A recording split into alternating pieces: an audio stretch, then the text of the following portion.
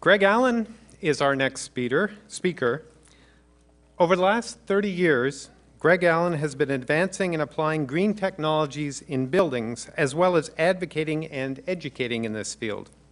His activities include advanced building systems, renewable energy applications, ecologically engineered treatment facilities, and sustainable community planning.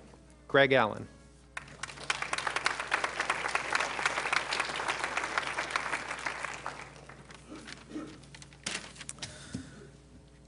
Casting my mind back when the plan was being developed, it was in the context of this city going to an amalgamated city that it is now. And as such, no one could figure out where environment belonged. So there was no organizational structure, no allocation of responsibilities for the environment. Of course, that is appropriate because it is universally applicable to all activities that we're involved with. It is our foundations. And as you see, the pieces are all interconnected. Energy has come up several times already in the presentations as a very, very important and critical issue that's facing this society.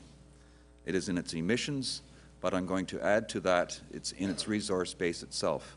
As many have probably heard by now, we do have a global issue of supply capacity.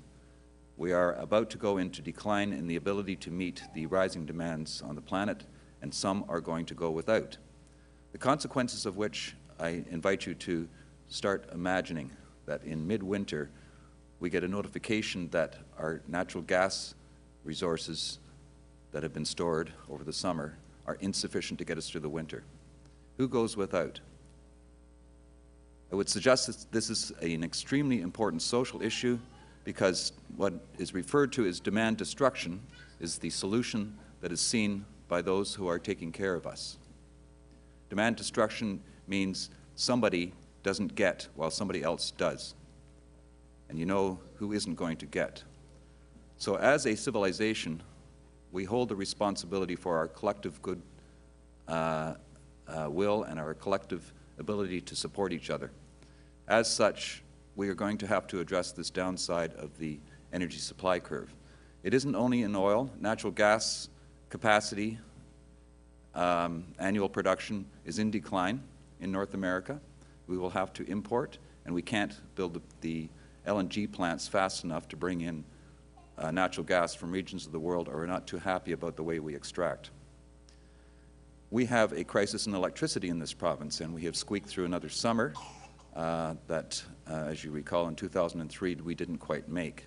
Some have indicated that Toronto may have been the tipping point of demand in the electricity grid that spun out into the closure of the northeast area of this continent from electricity. If this happens in the winter, it is a chilling thought. Our problem isn't that there aren't solutions, nor that we can't do them. Our problem is that we don't.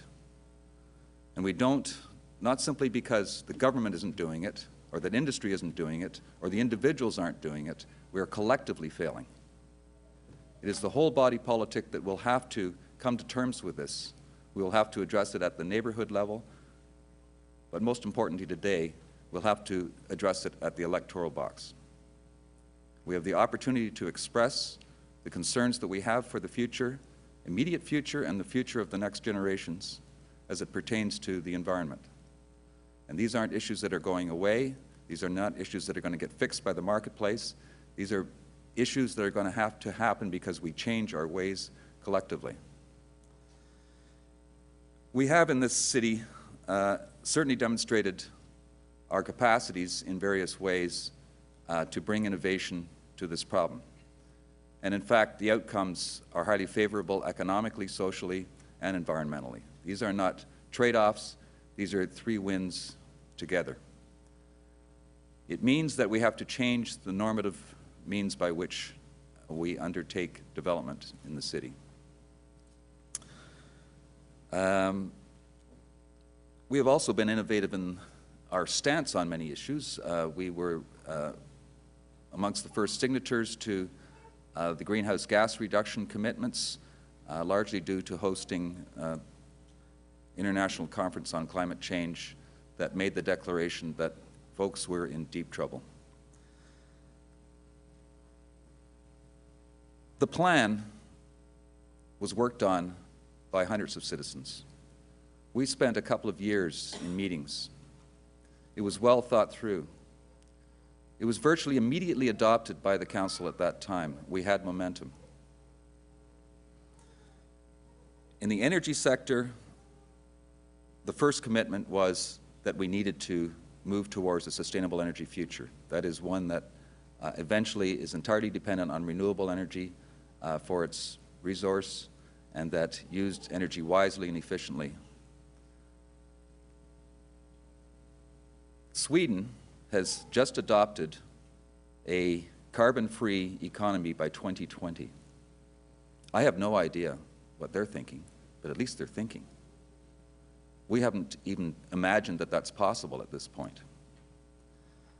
We need to begin by making that commitment that we do intend to be around in 20 years.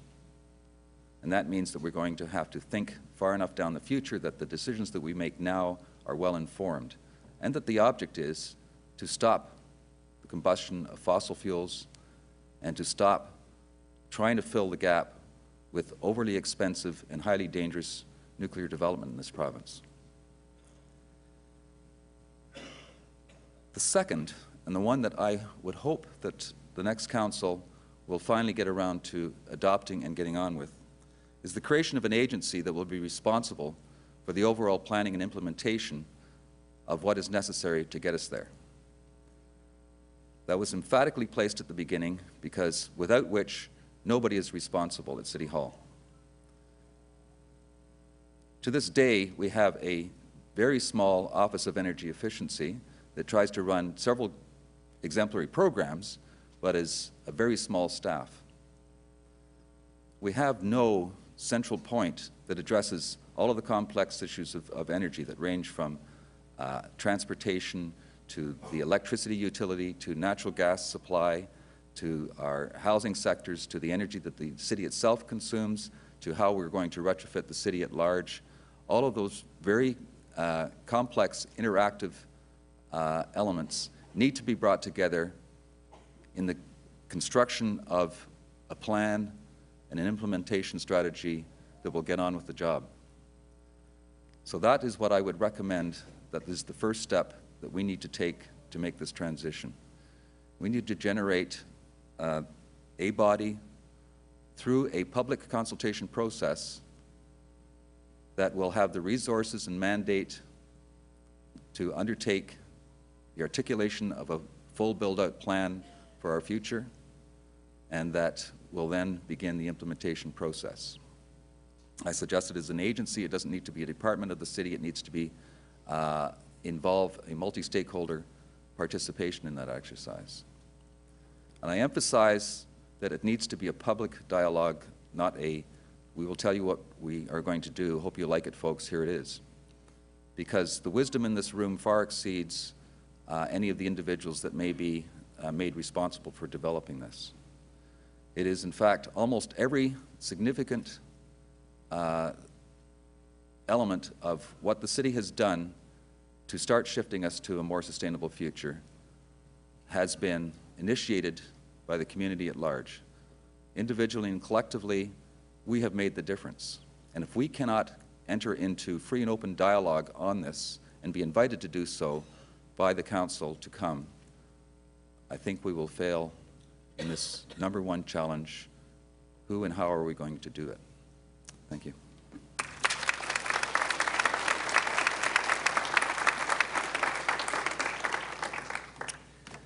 Thank you, Greg.